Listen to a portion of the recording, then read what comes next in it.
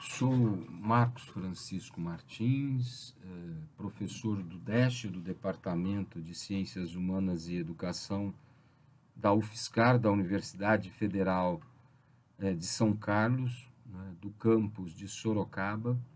Atuo no curso de Pedagogia dessa mesma instituição. Sou docente permanente do Programa de Pós-Graduação em Educação da UFSCar Campus Sorocaba e bolsista de produtividade em pesquisa do CNPq, do Conselho Nacional de Desenvolvimento Científico e Tecnológico no Brasil.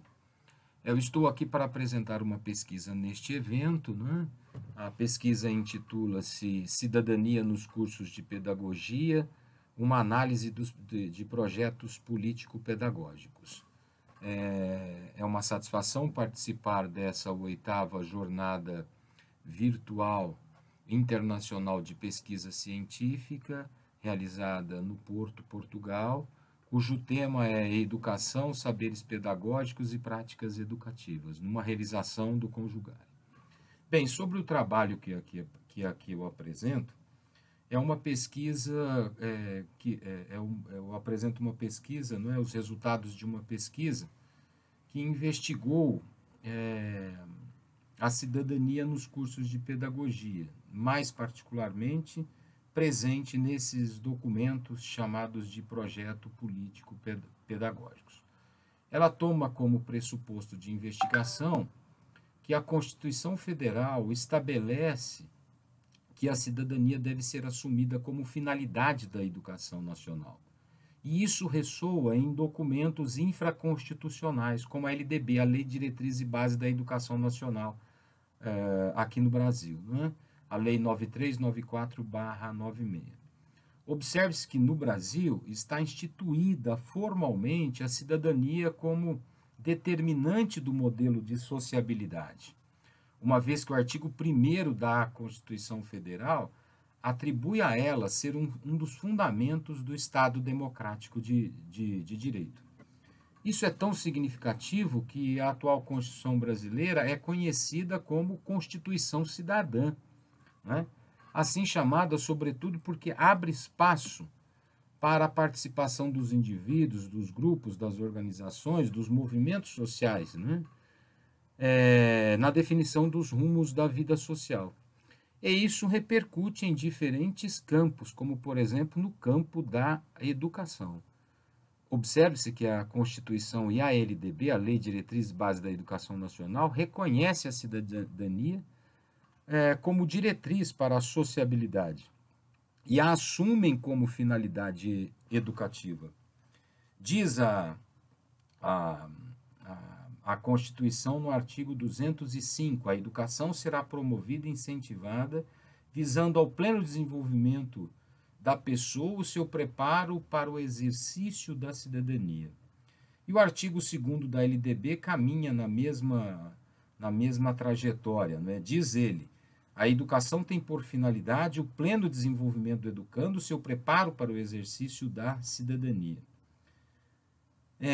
Então, se a cidadania é assumida como finalidade educativa, espera-se que ela deva aparecer nos documentos que regulam o funcionamento dos cursos de pedagogia. Esses documentos são chamados de projetos político-pedagógicos. É um documento escrito que apresenta as diretrizes gerais para o funcionamento dos cursos, né? De modo que os estabelecimentos de ensino no Brasil, por força legal, devem elaborar esses documentos, né? E de modo democrático, de modo autônomo. A Lei de Diretrizes e Base reza sobre isso nos artigos 12 a 14. E ele deve apresentar, esses PPPs, os princípios, as finalidades, as diretrizes gerais ao trabalho pedagógico desenvolvido nos cursos de pedagogia, orientando a prática educativa, não é?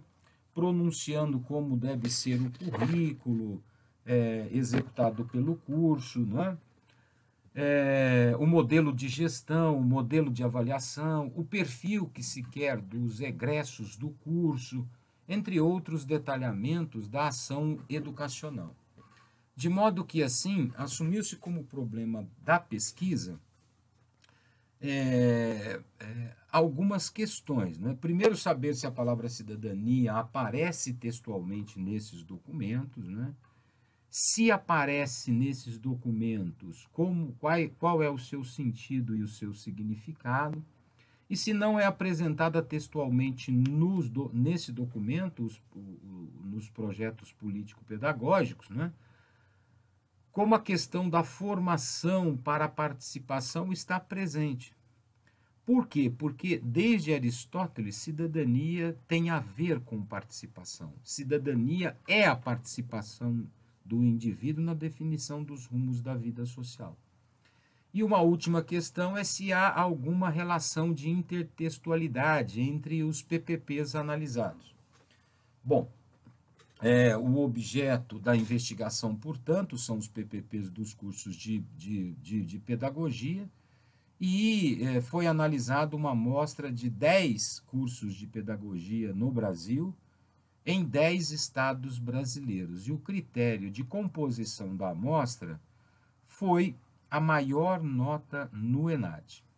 Então, a metodologia da pesquisa definiu como corpus da pesquisa, né, 10 cursos de 10 universidades brasileiras de 10 estados aqui do Brasil, dividido nas 5 regiões brasileiras. Na região norte, os estados foram estados de Tocantins e Roraima. Na região nordeste, os estados de Pernambuco e Rio Grande do Norte. Na região sul, os estados do Rio Grande do Sul e do Paraná. Na região sudeste, os estados de Minas Gerais e Rio de Janeiro.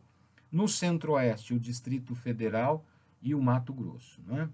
Nesses 10 estados foram selecionadas 10 instituições que oferecem cursos de pedagogia. Obviamente, os nomes dessas instituições não foram revelados para guardar o anonimato, como uma questão ética da pesquisa científica, né?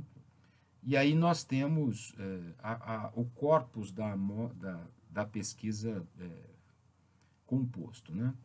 Então, depois de composto esse corpus da pesquisa, foi feita uma análise, né? E nessa análise foi feita, inclusive, uma pré-análise, né? Realizada uma primeira leitura desse documento, seguindo as problemáticas definidas. E assim se optou por unidades de análise, né? 5 unidades de análise. Uma primeira unidade da análise, a busca quantitativa em todo o corpus da pesquisa de alguns descritores relacionados à palavra cidadania e descritores relacionados à palavra participa, com as suas respectivas flexões dessas palavras, como cidadania, a partir de cidadania, cidadãos, cidadãs, e a partir da palavra participa, participação, participações, participativo, participativa, e assim por diante, né? Depois, a identificação do significado, do valor dessas palavras e do sentido, isto é, da diretriz que ele dá para a ação dessas palavras, particularmente a palavra cidadania, né? Depois, uma interpretação da intertextualidade, né, que há entre esses 10 PPPs.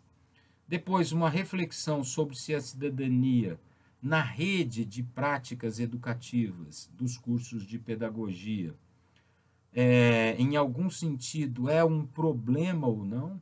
E, por fim, né, se procurou identificar alguns obstáculos para a produção desse problema da cidadania nos cursos de pedagogia. E até mesmo indicar alguns possíveis caminhos para vencer os obstáculos observados. Bom, quais foram os resultados alcançados, né? Obviamente, os resultados estão devidamente apresentados, né, no texto que acompanha esse vídeo, né, que vai ser publicado nos anais do evento. Mas a gente poderia começar dizendo que a citação do termo cidadania e os seus correlatos nos PPPs se deram da seguinte forma: a palavra cidadania só deixou de aparecer em um PPP, né? No restante ela apareceu, no PPP que ela menos apareceu, ela apareceu 3 vezes, e no PPP que ela mais apareceu, ela apareceu 26 vezes. A palavra participa e suas flexões, né, apareceu em todos os PPPs.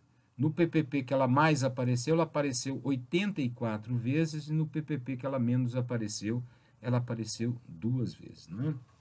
Bom, e em se tratando do significado, isto é, do valor que se atribui ao termo cidadania e do sentido, né, isto é, da diretriz que ele dá ao trabalho pedagógico, né, pelo que se pôde verificar na categorização que foi feita, os PPPs dos cursos analisados de modo mais direto, como foi o caso da IES 8, né, e indiretamente, como foi o caso da IES, Instituição de Ensino Superior 6, eles atendem adequadamente o que pede o artigo 205 da Constituição e o artigo 2º da LDB.